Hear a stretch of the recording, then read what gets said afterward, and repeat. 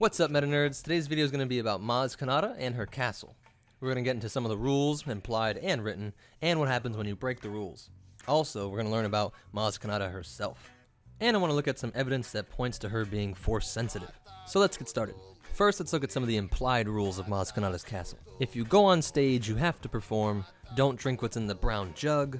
If your animal drops a pile of doo-doo, you're kicked out. Do not go downstairs. All the deals made need the approval of Maz herself, and if you try and go behind her back, she'll take what's his and yours and sell it both to the highest bidder. And you absolutely do not want to talk about her eyes unless you want to get into a very long conversation. But there is only one written rule. On the wall, off behind the bar, in over 100 languages, most of them long forgotten, which states simply, all are welcome, no fighting.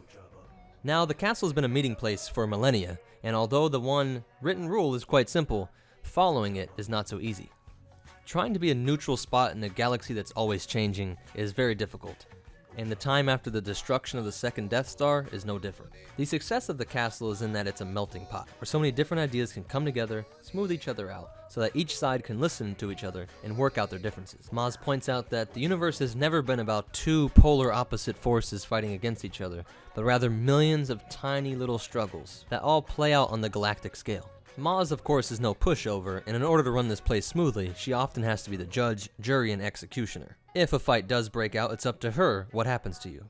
She may kick you out indefinitely, she may lock you up indefinitely, or if she's really pissed, she'll take you up in her ship, the Stranger's Fortune, and make you walk out of the airlock into empty space. In the new canon book, Star Wars Aftermath Life Debt, Part 2 of the trilogy, we get to see what happens when an Imperial got into a fight with a Rebel. The Imperial we see is an ISB agent who's not even sure if the ISB still exists anymore, but he worked on the Hyborian moon. He says it was a really cushy job there, so he worked to make sure that all his friends and family were able to work there too. So his best friends, his wife, his son, and his dad all work on this black site prison when rebels come to town.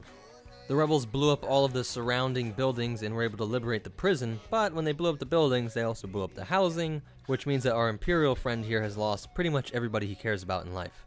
He escaped, and he tried to contact Coruscant to let them know, but the ISB agency there was under attack, and he told them that he was going to come and provide backup, but he didn't. So he feels like he was a coward there, and a coward for leaving his family behind to die.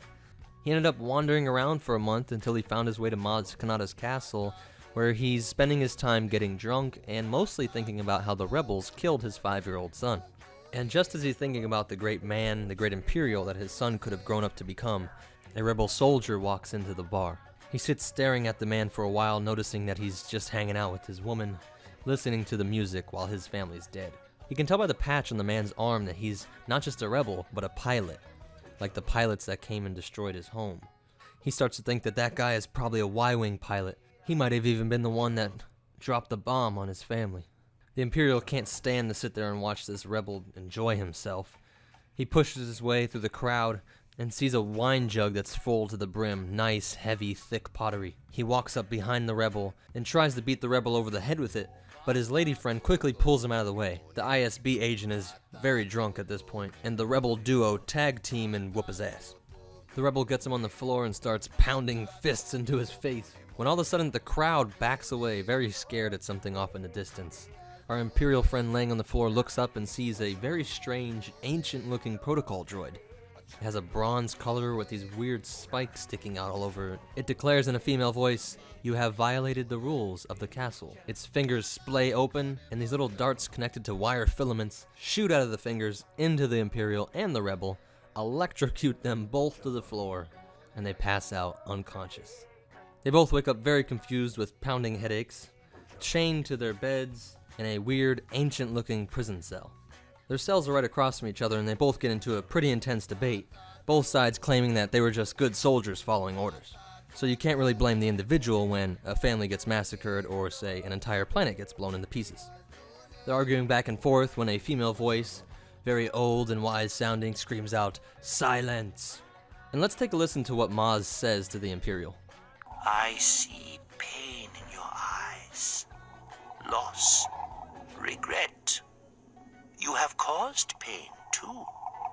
You have given loss. She puckers her thin lips. The scales are balanced, it seems. As for your people... What do you mean, the scales? What about my people? The Empire is dead, she declares. You may think it has life, and everyone else may think it is dying.